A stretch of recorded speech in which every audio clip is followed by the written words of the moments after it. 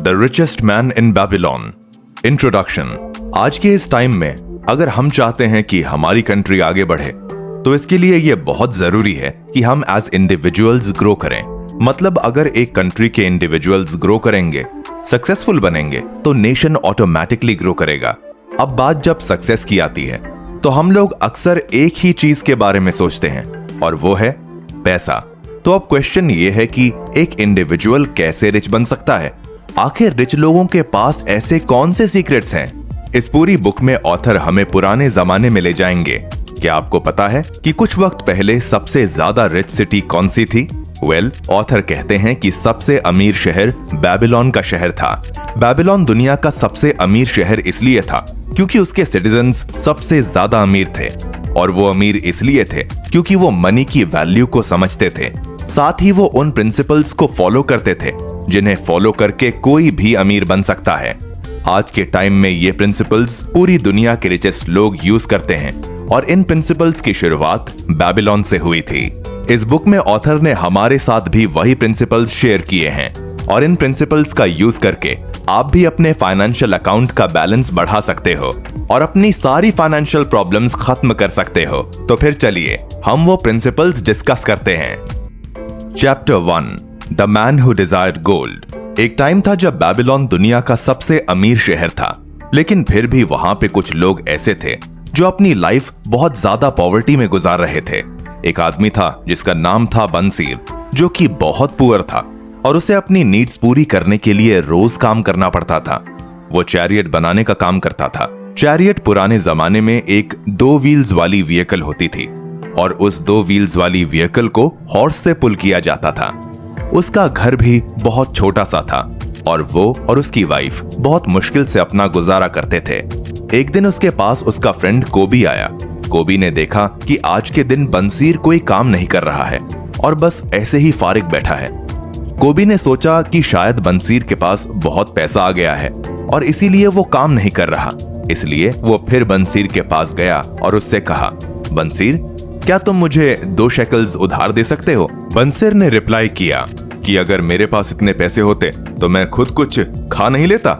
ये सुन के कोबी काफी हैरान हुआ और उसने बंसीर से पूछा कि बंसीर, अगर तुम्हारे पास पैसे नहीं हैं तो तुम काम क्यों नहीं कर रहे हो? बंसीर ने उसे बताया कि कल रात उसने एक सपना देखा और वो उस सपने के बारे में सोच रहा था। फिर उसने बताया कि उसने उस सपने में क्या देखा। उसने बताया कि उसने उस सपने में अपने आप को एक बहुत रिच इंसान देखा। उसके पास बहुत सारा पैसा था। वो सारी डिजायर्ड चीजें थी जो उसे चाहिए थी। उसके पास इतना पैसा था कि वो फ्रीली दूसरों को पैसा दे सकता था। But all of a sudden उसकी आंख खुली और उसका सपना टूट गया, और फिर उसे पता चला कि उसके पास अपनी बेसिक नीड्स पूरी करने के लिए भी पैसे नहीं हैं। फिर उसने कोबी से कहा कि कोबी, हम लोग हर दिन मेहनत करते हैं, पूरा महीना मेहनत करते हैं, पूरा साल मेहनत करते हैं, बट स्टिल हमारे पास कुछ नहीं है। हम वैसे के वैसे ही हैं। इतनी मेहनत करने के बाद भी हम खाली हाथ हैं। क्या हमारी पूरी जिंदगी इसी तरह निकल जाएगी? फिर कोबी ने उसे एक आइडिया दिया। कोबी ने उसे कहा, बंसीर, कुछ तो ऐसा है जो हमें नहीं पता और रिच लोगों को पता है, तो क्यों ना हम किसी रिच पर्सन के पास जाएं और उनसे उनके सीक्रेट्स जानें। फिर कोबी ने उसे बताया कि बंसीर, आज मुझे हमारा बचपन का दोस्त अरकद मिला था। अरकद एक बहुत ही अमीर आदमी है। उसका पर्स कभी खाली नहीं होता। इनफैक्ट लोग कहते हैं कि वो बेबीलोन का सबसे अमीर आदमी है। तो क्यों ना हम अरकद के पास जाएं और उससे वो नॉलेज लें जिससे वो इतना रिच बना। फिर उन दोनों ने अपने कुछ और दोस्तों को साथ लिया और सब के सब अरकद के पास गए ताकि अरकद उन्हें अपने मनी मेकिंग सीक्रेट्स बताए। Chapter 2, the richest man in Babylon. जब वो अरकद के पास गए तो अरकद ने उन्हें वेलकम किया और उनसे उनका मसला पूछा। बंसीर ने उससे पूछा कि अरकद, मुझे याद है कि हम सब बचपन में साथ घूमा करते थे। हमने सेम एजुकेशन ली है, सेम स्कूल में गए हैं, और जहां तक मेरा ख्याल है ना ही तुम इतने हार्ड वर्किंग हो और ना ही इतने इंटेलिजेंट हो, लेकिन फिर भी तुम इतने रिच हो। तुम्हारे पास वो सारी चीजें हैं जो तुम्हें चाहिए। तुम्हारे पास वो सारा पैसा है, वो सारा गोल्ड है। तुम दिल खोल के लोगों को पैसा देते हो, दिल खोल के खुद पैसा खर्च करते हो, बट स्टिल तुम्हारी दौलत कम होने की बजाय और बढ़ती जा रही है। दूसरी तरफ हमारी हालत तो ऐसी है कि हम पूरा दिन मेहनत करते हैं, तब जाके हमारी सिर्फ बेसिक नीड्स ही पूरी होती हैं। आखिर ऐसा क्या है अरकद जो तुम करते हो और हम नहीं करते? आखिर तुम्हें ऐसा क्या पता है? ये सब सुन के अरकद ने कहा कि तुम लोग इसलिए रिच नहीं हो क्योंकि तुम लोगों ने अमीर बनने के उन लॉज को, उन रूल्स को ठीक से नहीं सीखा है जिन्हें फॉलो करके इंसान अमीर बनता है। इसके बाद अरकद उन्हें अपनी स्टोरी सुनाता है कि कैसे वो इतना अमीर बना। वो कहता है, ये सब तब शुरू हुआ जब मैं बहुत यंग था और मेरे अंदर भी रिच बनने की एक डिजायर थी। मैंने अपने आसपास की सारी अच्छी चीजों को देखा। मैंने ये रियलाइज किया कि अगर मुझे हैप्पी रहना है तो मुझे वेल्दी बनना होगा, और मैंने उसी वक्त डिसाइड कर लिया था कि मैं रिच जरूर बनूंगा। स्टार्टिंग में मैंने मिट्टी की टैबलेट्स पे लिखने का काम किया। मैं खूब मेहनत करता था और कई घंटे तक काम करके भी कभी ज्यादा पैसे नहीं कमा पाता था। वो पैसे मेरे खाने पीने में और बाकी बेसिक्स में खर्च हो जाते थे। मुझे समझ नहीं आ रहा था कि मैं क्या करूं। एक दिन अलगमश नाम का एक बहुत ही अमीर आदमी मेरे पास आया और उसने मुझे मिट्टी की टैबलेट्स पे 9th लॉ लिखने का काम दिया। उसने मुझसे कहा कि अगर मैं वो काम 2 दिन में कर लूंगा तो वो मुझे कॉपर के 2 एक्स्ट्रा कॉइन्स देगा। ये सुन के मैंने काम शुरू कर दिया और खूब मेहनत की, बट स्टिल 2 दिन बाद मैं काम नहीं खत्म कर पाया। जब अलगमश 2 दिन बाद वापस आया और जब उसे ये पता चला तो वो बहुत गुस्सा हुआ।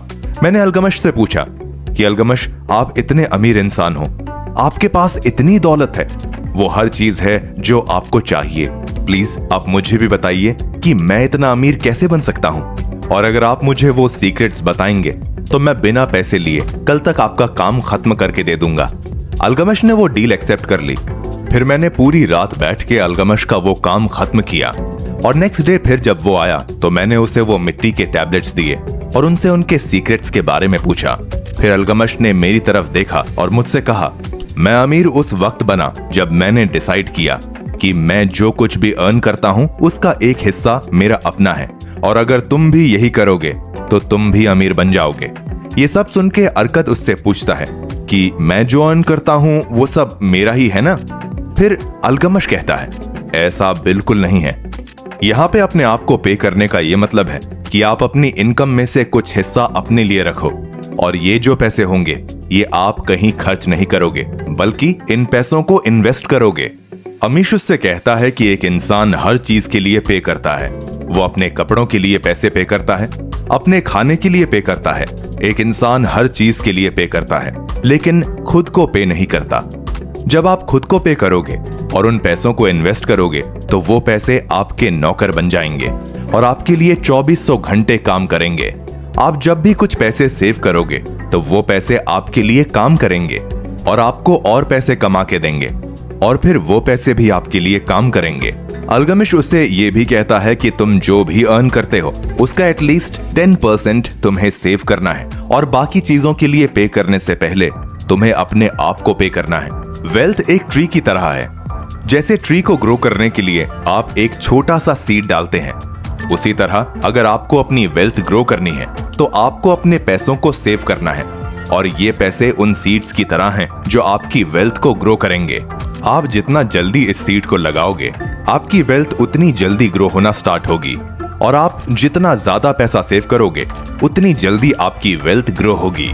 अरकद ने अपनी स्टोरी कंटिन्यू करते हुए कहा कि मैंने अलगमिश की बात मानी और अपनी इनकम का 10% सेव करना शुरू कर दिया, और जो पैसे बच जाते उससे बाकी एक्सपेंसेस पूरे करता। हैरानी की बात यह थी कि वो 10% निकालने के बाद भी मुझे इतनी परेशानी नहीं हुई, और मैंने किसी ना किसी तरह एडजस्ट कर लिया। उन सेव्ड पैसों को देखकर मेरा भी दिल चाह रहा था कि मैं उन पैसों को खर्च कर दूं, बट मैंने ऐसा नहीं किया, और आहिस्ता आहिस्ता मेरी आदत बन गई। फिर 1 साल बाद अलगमिश वापस आए और मुझसे पूछा कि क्या मैंने कोई सेविंग की है या नहीं। मैंने रिप्लाई दिया कि मैंने पूरी साल सेविंग्स की हैं। फिर उन्होंने मुझसे पूछा कि मैंने उन पैसों का क्या किया, तो मैंने उन्हें बताया कि वो पैसे मैंने अपने एक दोस्त को दिए हैं जो बेबीलोन से बाहर जाके सस्ते में ज्वेलरी खरीदेगा, और फिर हम वो ज्वेलरी यहाँ महंगे में बेचेंगे। ये सुन के अलगमिश ने पूछा, क्या तुम्हारा दोस्त एक ज्वेलर है? तो अरकद ने कहा, नहीं, वो ज्वेलर नहीं है, वो तो ब्रिक्स का काम करता है। अल्गमिश ने गुस्से में कहा कि अगर वो ज्वेलर नहीं है तो तुमने उसे ये काम क्यों दिया? तुम उस पे कैसे भरोसा कर सकते हो जबकि उसके पास ज्वेलरी से रिलेटेड कोई नॉलेज भी नहीं है? क्या तुम कभी किसी बेकरी वाले से सितारों के बारे में पूछोगे? कभी नहीं। तुम एक एस्ट्रोलॉजर के पास जाओगे। तुम्हें ये काम किसी ज्वेलर को देना चाहिए था, लेकिन इंसान गलती करके ही सीखता है। अब तुम फिर से पैसे जमा करना शुरू कर दो और नेक्स्ट टाइम किसी ऐसे आदमी को काम देना जिसे उस काम के बारे में नॉलेज हो। और अल्गमिश की बात सही भी निकली। अरकद के दोस्त को किसी ने नकली ज्वेलरी पकड़वा दी थी, लेकिन अरकद ने हार नहीं मानी और फिर से पैसे जमा करना शुरू कर दिए। फिर अरकद ने अपनी स्टोरी कंटिन्यू करते हुए बताया, 1 साल बाद अल्गमिश फिर से आए और मुझसे मेरी प्रोग्रेस के बारे में पूछा। मैंने उन्हें बताया कि मैंने वो पैसे एक शील्ड मेकर को दे दिए हैं और वो शील्ड मेकर ब्रोंज खरीद के उससे शील्ड बनाता है और फिर मुझे रेंट पे करता है। अल्गमिश को मेरा ये आइडिया पसंद आया। फिर अल्गमिश ने मुझसे पूछा कि मैंने उन कमाए हुए पैसों का क्या किया। मैंने उन्हें बताया कि मैंने उन पैसों से नए कपड़े खरीदे, अच्छा खाना खाया और डिफरेंट चीजें खरीदी। अल्गमिश ने हंसते हुए कहा कि अरकद, तुम उस दरख्त को बड़ा होने से पहले ही काट रहे हो। अभी तुम्हें वो पैसे खर्च नहीं करने, बल्कि उन पैसों को भी इन्वेस्ट करना है और फिर उससे जो प्रॉफिट आए उसे भी इन्वेस्ट करना है और ये करते रहना है। और फिर कुछ टाइम बाद एक वक्त आएगा जब तुम दिल खोल के पैसा खर्च कर सकोगे, लेकिन अभी वो वक्त नहीं है। अभी सिर्फ तुम्हें उस प्लांट को पानी देना है। फिर अरकद ने अपनी स्टोरी कंटिन्यू करते हुए कहा, मैंने फिर अल्गमिश को 2 सालों तक नहीं देखा और फिर वो 2 सालों के बाद फिर से मेरे पास आए। इस बार जब अल्गमिश वापस आए तो उनके फेस पर लाइंस आ गई थीं और उनकी आईज भी ड्रॉप हो गई थीं। वो काफी ओल्ड लग रहे थे। अल्गमिश ने अरकद से पूछा, अरकद, क्या तुमने वो वेल्थ अचीव कर ली है जो तुम चाहते थे? तो इस पे अरकद ने कहा, मैं जितना चाहता था मैंने उतना तो अचीव नहीं किया, लेकिन मैं पहले से काफी अमीर बन गया हूँ और मैं जो पैसे कमाता हूँ वो भी मेरे लिए अर्न कर रहे हैं। फिर अल्गमिश ने अरकद से पूछा, क्या तुम अभी भी ब्रिक मेकर से एडवाइस लेते हो? तो अरकद ने कहा, हाँ, मैं उनसे एडवाइस लेता हूँ, लेकिन सिर्फ ब्रिक मेकिंग के बारे में। ब्रिक मेकिंग के बारे में वो अच्छी एडवाइस देते हैं। अल्गमिश ने उससे कहा, अरकद, तुमने अपने लेसन्स बहुत अच्छे से सीखे हैं।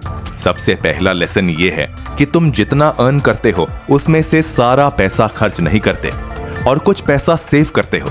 इसके बाद तुम उन लोगों से एडवाइस लेते हो जिन्हें उस चीज के बारे में नॉलेज हो और आखिर में तुम अपने पैसों को इन्वेस्ट करते हो ताकि वो तुम्हारे लिए काम कर सकें। फिर अल्गमिश उससे कहते हैं, अरकद, तुमने अब सीख लिया है कि पैसे किस तरह कमाए जाते हैं और उसे किस तरह यूज किया जाता है और अब तुम इस लायक हो चुके हो कि तुम्हें एक रिस्पॉन्सिबल पोजीशन दी जाए। मैं बहुत बूढ़ा हो रहा हूँ और मेरे बेटे बस पैसे खर्च करने के बारे में सोचते हैं। मैं चाहता हूँ कि तुम मेरे साथ निपुर चलो और वहाँ मेरी जमीनों को देखो और मैं तुम्हें अपना पार्टनर बना लूंगा। इसके बाद अरकद अल्गमिश के साथ निपुर चला गया और वहाँ पे उसकी प्रॉपर्टीज बहुत अच्छे से संभाली। कुछ टाइम बाद अल्गमिश की डेथ हो गई और लॉ के अकॉर्डिंग अल्गमिश ने अरकद को अपना वारिस हेयर बनाया था, जिसकी वजह से उसकी प्रॉपर्टीज अरकद को मिल गईं। जब अरकद ने अपनी पूरी स्टोरी अपने फ्रेंड्स को सुना दी तो एक फ्रेंड ने कहा, तुम्हारी किस्मत अच्छी थी कि अल्गमिश ने तुम्हें अपना वारिस बनाया।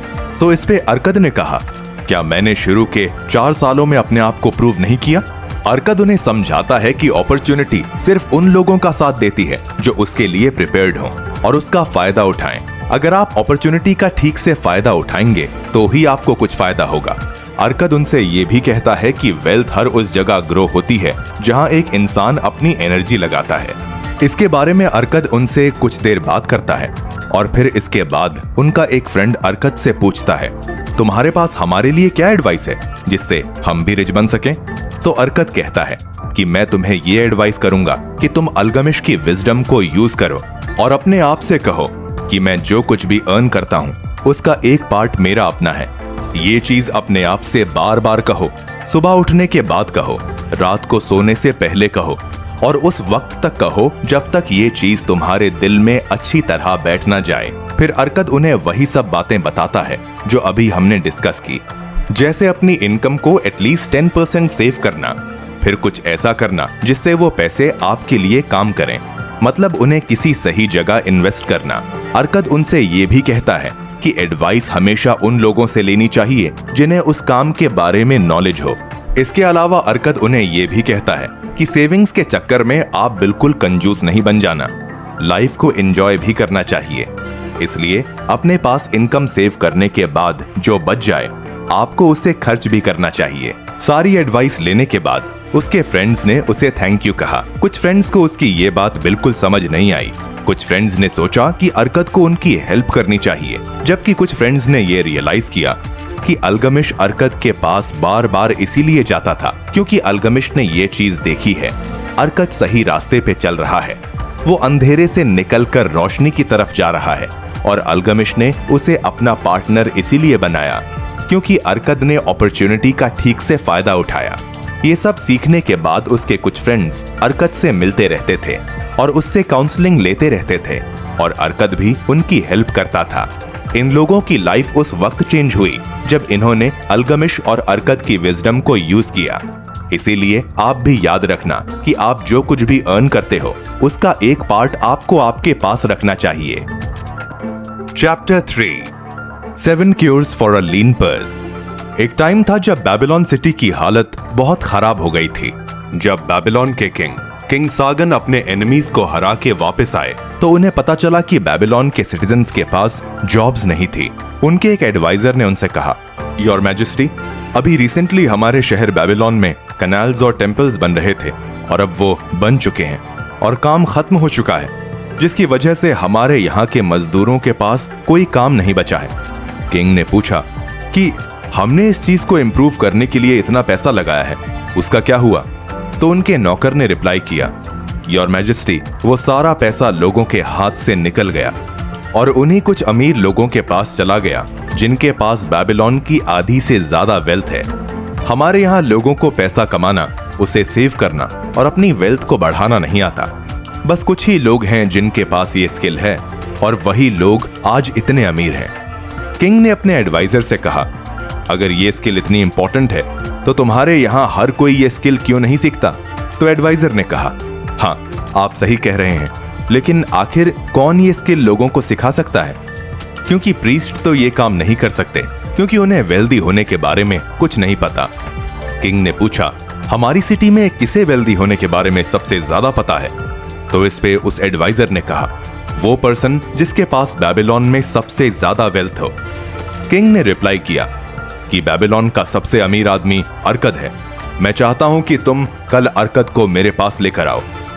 जब नेक्स्ट डे अरकद किंग के पास आया तो किंग ने उससे पूछा, अरकद, तुम इतने अमीर कैसे बने हो? तो अरकद ने कहा, मौकों का फायदा उठा के, वो मौके जो हमारी सिटी में हर सिटीजन के पास हैं। इसके बाद किंग ने पूछा, तुमने किस चीज से शुरुआत की थी? तो अरकद ने रिप्लाई किया, मेरे पास बस अमीर बनने की एक डिजायर थी, इसके अलावा और कुछ नहीं। फिर किंग अरकद को सिटी की सिचुएशन के बारे में बताता है। किंग उसे बताता है कि बेबीलोन के सिटीजन्स कितने परेशान हैं। साथ ही किंग उसे कहता है कि वो बेबीलोन को एक बहुत ही रिच सिटी देखना चाहता है। फिर किंग अरकद से पूछता है, अरकद, तुम्हारी इस वेल्थ का आखिर क्या सीक्रेट है? क्या तुम ये सीक्रेट दूसरों को सिखा सकते हो? तो इस पे अरकद कहता है, मेरा ये सीक्रेट बहुत ही प्रैक्टिकल है जो कोई भी सीख सकता है। ये सुन के किंग बहुत खुश होता है। फिर किंग अरकद से पूछता है, अरकद, क्या तुम ये सीक्रेट स्कूल के कुछ टीचर्स को सिखा सकते हो ताकि वो ये सीक्रेट फिर दूसरों को सिखा सकें? तो अरकद उनकी ये बात मान लेता है। नेक्स्ट डे किंग के ऑर्डर पे कुछ 100 स्टूडेंट्स को एक बड़े से हॉल में बिठाया गया और फिर वहां पे अरकद आया। वहां आके फिर अरकद ने अपनी टीचिंग शुरू की। अरकद ने उन स्टूडेंट से कहा, किंग के ऑर्डर्स पे आज मैं आपके सामने खड़ा हूँ क्योंकि कुछ टाइम पहले मैं भी बहुत पुअर था, लेकिन मुझे वो नॉलेज मिल गई जिसकी हेल्प से आज मैं इतना अमीर हूँ और वही नॉलेज आज मैं आपके साथ शेयर करूंगा। पहले मेरा पर्स बहुत खाली रहता था, लेकिन फिर मैंने उसका सॉल्यूशन निकाल लिया और मुझे ऐसी 7 रेमेडीज मिली जिसका यूज करके अब मेरा पर्स बिल्कुल भी खाली नहीं है। फिर अरकद उन्हें बताता है कि वो नेक्स्ट 7 डेज तक उन्हें ये 7 रेमेडीज सिखाएगा जिसकी हेल्प से वो भी अमीर बन सकेंगे। और फिर अरकद उन्हें वो फर्स्ट रेमेडी बताता है, the first cure, start the purse to fattening. सबसे पहले दिन अरकद ने अपने सारे स्टूडेंट से उनके काम के बारे में, उनकी जॉब्स के बारे में पूछा। फिर अरकद ने उनसे कहा कि तुम सब कुछ अर्न करते हो, सबसे पहली चीज आप लोगों ने ये करनी है कि आप जब भी 10 कॉइन्स अर्न करो तो उसमें से आपने सिर्फ 9 कॉइन स्पेंड करने हैं। यहाँ पे अर्कद वही लेसन शेयर कर रहा है जो हमने लास्ट चैप्टर में डिस्कस किया था कि आपको अपनी अर्निंग का एटलीस्ट 10% सेव करना है। The second cure, control the expenditures. फिर सेकेंड डे अर्कद ने उन्हें सिखाया कि उनकी इनकम में से 10% निकालने के बाद जो 90% बच जाए आपने उसी में अपने एक्सपेंसेस पूरे करने हैं और उस 10% को हाथ भी नहीं लगाना। कुछ स्टूडेंट्स ने अर्कद से कहा कि वो इतना अर्न करते ही नहीं हैं कि कुछ सेव कर सकें, तो अर्कद ने उनसे कहा कि तुम सारे लोग डिफरेंट काम करते हो, डिफरेंट अर्न करते हो, बट स्टिल तुम सबके पर्सेस इक्वली खाली हैं। अर्कद ने उन्हें समझाया कि हम अक्सर जिसे नीड्स कहते हैं वो नीड्स होती नहीं है। मोस्टली ये होता है कि लोगों के एक्सपेंसेस उनकी इनकम जितने होते हैं। जैसे ही उनकी इनकम बढ़ती है उसके साथ ही उनकी डिजायर्स भी बढ़ती हैं। इसलिए अपनी डिजायर्स को अपनी नीड्स के साथ कंफ्यूज ना करो और आपके पास 10% निकालने के बाद जो पैसे बचे आपने उसी में अपने एक्सपेंसेस को पूरा करना है। The third cure, make the gold multiply. अब सिर्फ पैसे सेव करने से आप रिच नहीं बन जाओगे, बल्कि ये भी जरूरी है कि आप जो पैसे सेव कर रहे हैं वो पैसे आपके लिए काम करें और आपको और ज्यादा पैसे लाकर दें। यहीं पर अर्कद अपने स्टूडेंट्स को कहते हैं कि उन्हें अपने सेव किए हुए पैसे इन्वेस्ट करने होंगे और फिर जब उस इन्वेस्टमेंट से आप कुछ अर्न करें तो फिर आपको वो पैसे भी इन्वेस्ट करने होंगे और आपकी वेल्थ इसी तरह ग्रो होती रहेगी। The fourth cure, guard the treasure from loss. यहां पर अर्कद अपने स्टूडेंट्स को अमीर बनने का फोर्थ सीक्रेट बताते हैं। वो कहते हैं कि जब भी इंसान के पास पैसे आते हैं तो वो उसे बस जल्दी इन्वेस्ट करना चाहता है और फिर पैसे खो देता है। कई बार ऐसा भी होता है कि हमारे रिलेटिव्स और फ्रेंड्स हमें इन्वेस्टमेंट के आइडियाज बताते हैं और हमें इन्वेस्ट करने को कहते हैं, लेकिन हमें इस तरह इन्वेस्ट नहीं करना चाहिए। आप जब भी अपने पैसे कहीं इन्वेस्ट करो तो इस इन्वेस्टमेंट को पहले अच्छे से स्टडी करो और इस इन्वेस्टमेंट में ये भी जरूरी है कि अगर आप अपने पैसे वापस लेना चाहो तो ले सको। अर्कद उन्हें ये भी बताता है कि जब आप पैसे कहीं इन्वेस्ट करो तो उस फील्ड में जो एक्सपर्ट है उसी से एडवाइस जरूर लेना ताकि आप लॉस से बच सको। The fifth cure, making of the dwelling a profitable investment. इस लेसन में ऑथर अपने स्टूडेंट्स को बता रहे हैं कि दूसरे के घर में रहने की बजाय या फिर रेंट के घर में रहने की बजाय आपके पास अपना खुद का घर होना चाहिए। अर्कद उन्हें बताता है कि बेबीलोन में मोस्टली लोग रेंट के घरों में रहते हैं। उन रेंट के घरों में ना तो उनके बच्चे ठीक से खेल पाते हैं और ना ही उनकी वाइफ्स फ्लावर्स ग्रो कर पाती हैं जो उन्हें पसंद होते हैं। कोई भी इंसान उस वक्त तक बिल्कुल हैप्पी नहीं रह सकता जब तक उसके पास अपना घर ना हो। जब इंसान के पास अपना घर होता है तो वो अच्छा फील करता है, प्राउड फील करता है और उसके अंदर कॉन्फिडेंस भी आ जाता है।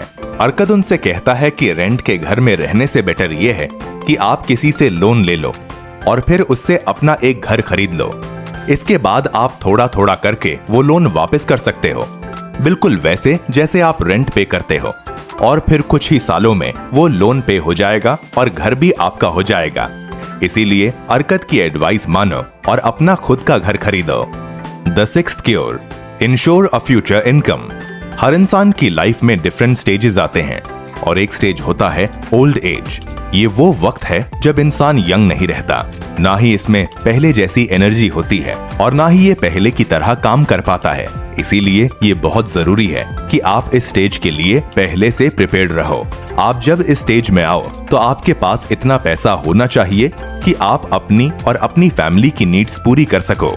इसके लिए आपको करना ये होगा कि आपको कुछ ऐसी इन्वेस्टमेंट्स करनी होंगी जिससे आपकी एक फ्यूचर इनकम बन सके, जिससे आप घर या फिर जमीन खरीद के अपने पास रख सकते हो, क्योंकि घर और जमीन की वैल्यू मेंटेन रहती है और फिर जब आपको बाद में जरूरत हो तो आप उसे सेल कर सकते हो। इसी तरह आप फिक्स डिपॉजिट कर सकते हो और फिर उसमें थोड़े थोड़े टाइम में पैसे ऐड कर सकते हो या फिर कुछ भी कर सकते हो जिससे आपकी एक फ्यूचर इनकम सेट हो जाए। The seventh cure, increase the ability to earn. Last day में अर्कद अपने स्टूडेंट्स को एक बहुत ही इंपॉर्टेंट लेसन बताते हैं। अर्कद उन्हें बताते हैं, कुछ टाइम पहले मेरे पास एक यंग आदमी आया था और मुझसे पैसे मांग रहा था। मैंने उस यंग आदमी को बताया कि अगर उसे ज्यादा पैसे कमाने हैं तो उसे अपनी अर्निंग कैपेसिटी बढ़ानी होगी। यहाँ पर अरकद अपने स्टूडेंट्स को ये बता रहे हैं कि आप जिस भी फील्ड में काम करते हो, आपको उस काम के बारे में ज्यादा से ज्यादा सीखना चाहिए। जैसे अरकद उन्हें अपनी एग्जाम्पल देते हैं। अरकद उन्हें बताते हैं कि पहले वो क्ले टैबलेट्स पर लिखने का काम करते थे, जिसमें उन्हें बहुत कम पैसे मिलते थे। लेकिन उसी काम में कुछ लोग ऐसे थे जिन्हें इस काम के ज्यादा पैसे मिलते थे। फिर अरकद ने उन लोगों से इस काम के बारे में और ज्यादा सीखा एंड एज अ रिजल्ट उनकी भी इनकम बढ़ गई। अरकद कहते हैं कि हमारे पास जितनी ज्यादा नॉलेज होगी, हम उतना ज्यादा अर्न करेंगे। जैसे अगर कोई आर्टिस्ट है तो उसे अपनी फील्ड में नए टूल्स और मेथड्स के बारे में सीखना चाहिए। अगर कोई मर्चेंट है तो उसे डिफरेंट गुड्स के बारे में नॉलेज होनी चाहिए। साथ ही उसे ऐसे गुड्स के बारे में पता होना चाहिए जिन्हें वो कम प्राइस में परचेज कर सके। इसीलिए आप जो भी काम करते हो, उस काम के बारे में ज्यादा से ज्यादा